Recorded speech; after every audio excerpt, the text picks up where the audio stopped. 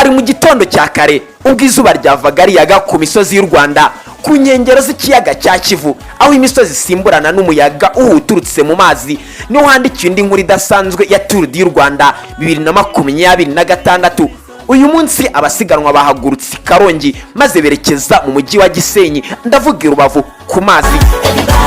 Kuva Karongi werekeza Rubavu birumvikana wagombaga kunyura mu ikosi ry'imisozi miremire itatse ubwiza y'u Rwanda. Kuva Karongi mu mujyi wa Rubengera ukinjira mu karere ka Rutsiro ndetse ukinjira Rubavu, yari imisozi miremire ndetse n'amakoni menshi yagaragaje guhatana gukomeye hagati y'abasiganwaga kuri uyu munsi. Uyu munsi ntiwari usanzwe kuko abo twitaga ko ari abahanga mu kunyonga ipine ry'igare bari bambaye mayo jaune uyu munsi bibuze. Ni urugendo rwarerure cyane kuko rwari rufite ibirometero birenga 127, abasiganwa banyonga ipine ry'igare ryikaraga mu misozi ya Karongi, Rutsiro bisukiranya mu mujyi wa Rubavu. Etape yari ikomeye cyane yagaragaje byinshi nifuje kubabwira muri iyi video. Ese ni gute etape kuva Rubengera mu mujyi wa Karongi werekeza Rubavu byagenze kuri uyu munsi, etape ya 4 muri Tour du Rwanda 2026. Mwaha ikaze muri etape ya 4 ya Tour du Rwanda, aho twinjiye mu ishyamba rya Mukura Gishwati maze tuvumbura byinshi ndetse n'imisozi miremire itagira uko isa yatumye abakinnyi benshi bananirwa mu irushanwa. Mwaha ikaze aho tugiye gusobanurana akantu ku kandi.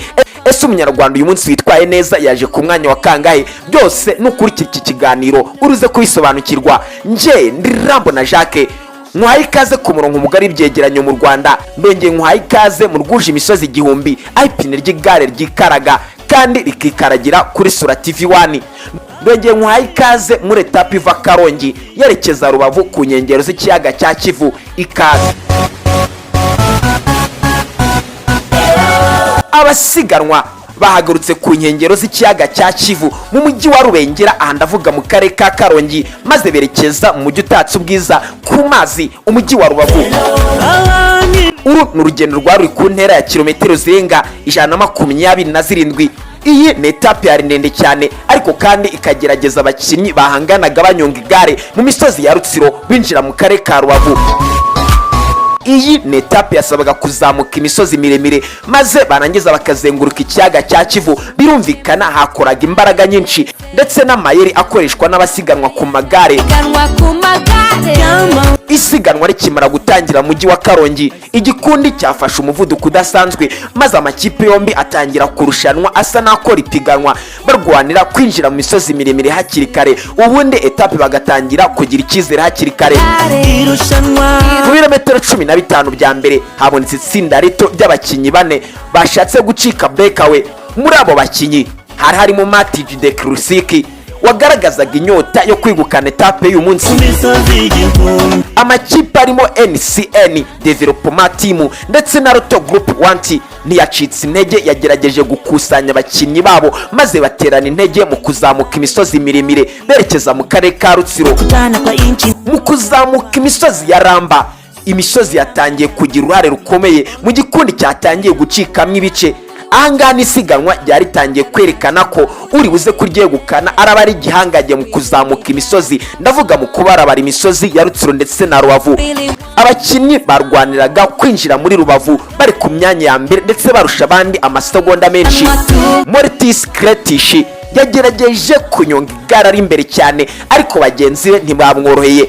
Itsinda rya breakaway ryakomeje gushira intera ndende n'umuvuduko mwinshi ku gikundi cyari kiri inyuma. Umuhanda uzamuka uva Gishita werekeza mu misozi miremire yegereye ikiyaga, bamwe mu bakinnyi batangiye kugaragaza umunaniro. Mu gice kinini cy'urugendo uva Karongi werekeza Rubavu cyaranzwe n'imihanda imanuka yagera imbere ikongera ikazamuka. Birumvikana abakinnyi bafite amayira adasanzwe mu kubarabara imisozi ndetse no gushushuka imisozi nibo bagombaga kugaragaza intsinzi y'uyu munsi. Abakinnyi bari imbere bakoranye neza basimburana ndetse abandi bagakomeza kuyobora igikundi cyari inyuma basa n'abakijijisha kugira ngo batavumbura abagenzi babo bari imbere. Mu birometero 40 bya nyuma basaga naho igikundi cy'inyuma cyakoresheje imbaraga nyinshi mu gushikira abasore batatu bari banyonze amagare berekeza mu karere ka Rubavu, ariko ntibyabagendekeye neza kuko igikundi cyari inyuma cyakoranye imbaraga nyinshi maze gishakisha bagenzi bacyo bari bagitorotse bakiri mu karere ka Rutsiro. Isiganwa ryinjiye mu gice cya nyuma maze rigera ku nkengero za Rubavu. Itsinda rya mbere ryari rigizwe n'abakinnyi batanu ndetse igikundi cyari kinini cyane cyari kiri inyuma kirimo abakinnyi barenga 30. Mu kuzamuka bwa nyuma mbere yo kumanuka werekeza mu mujyi wa Rubavu neza aho abafana, ibinyamakuru, buri umwe wese yari yitegeye abakinnyi bari buze kumanuka mu mujyi wa Rubavu maze bagatangira kunyonga ipine ry'igare bakaraga berekeza ku nkengero z'ikiyaga cya Kivu aho bagombaga gusatira umurongo bari gusorezaho.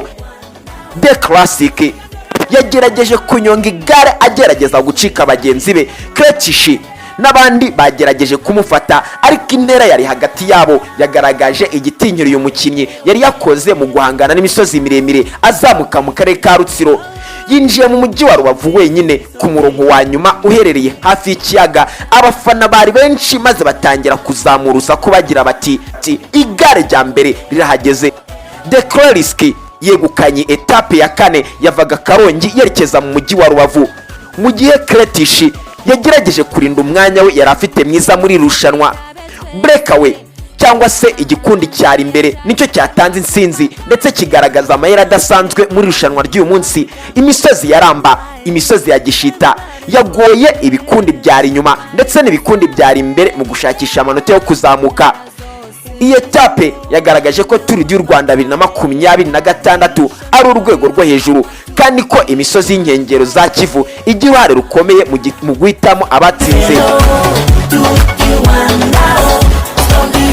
Iyi etape ntiyabashije gutuma igihugu cy'u Rwanda kigaragara neza cyane ko abakinnyi bacyo bataje mu myanya myiza. Uwa mbere nabibabwiye yabaye Matij The Classic, uwa kabiri aza ari Matizi Kretishi, uwa gatatu yaje ari Mauro Guisi ndetse n'abandi bakinnyi bitwaye neza. Turabashimira mu gace k'uyu munsi kavaga Karongi kerekeza mu karere ka Rubavu.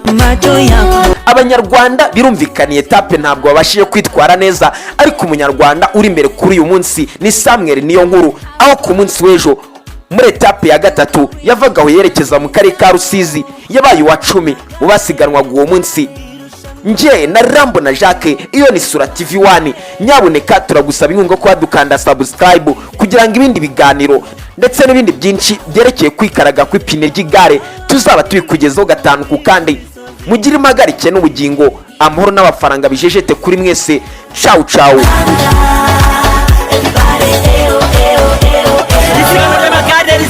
Igihugu rikorera mu mucyo ritarimo amahugu, abasiganwa b'ibihugu bitandukanye bahurira mu gihugu cyatuganye, basiganwa banareba ubwiza bwabwo, bahaba bareba ibirori nyabyo muri Afurika no hirya iyo, ikurikiranwa kuri interineti na za televiziyo, rigamije